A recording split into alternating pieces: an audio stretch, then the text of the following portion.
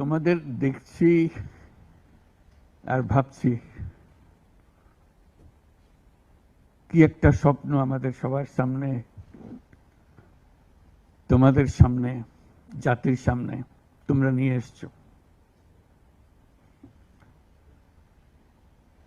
প্রথম শুরুতেই আমরা যারা শহীদ হয়েছে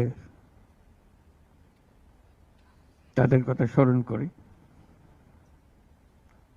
যারা শহীদ হয়েছে তারা চলে গেছে, এবং তোমাদের দিকে তাকাচ্ছিলাম, ভাবছিলাম তোমরাও শহীদ হয়ে যেতে পারতে। এটা শুধু ভাগ্যের খেলা, তুমি এদিকে রয়ে গেছো, শহীদ দিকে চলে গেছে। আজকে তারা আমাদের সঙ্গে বসতে পারত,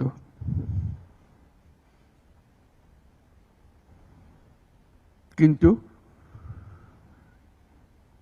সেই সুযোগ তাকে দেওয়া হয়নি, তাদেরকে দেওয়া হয়নি।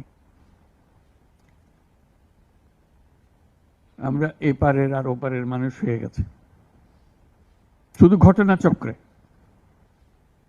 কোন নিশ্চিত বলার উপায় ছিল না তুমি এখানে থাকবে, সে চলে যাবে।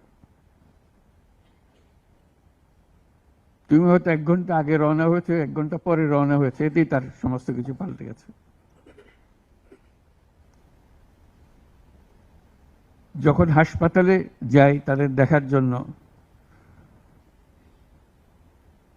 তাকাতে কষ্ট হয়। এরকম তরতাজা একটা ছেলে, একটা মেয়ে এরকম ভাবে কিভাবে ছিন্ন বিচ্ছিন্ন হয়ে যায়। মাথার খোল চলে গেছে, এদিকে পা চলে গেছে। একদম তাজা তরুণ রংপুরে আমাকে বলল, ফুটফুটে একটা ছেলে, স্যার আমি সারা জীবন ক্রিকেট খেলতে চেয়েছিলাম, ক্রিকেটার হব। এখন দেখেন আমার পাটা কেটে ফেলেছে।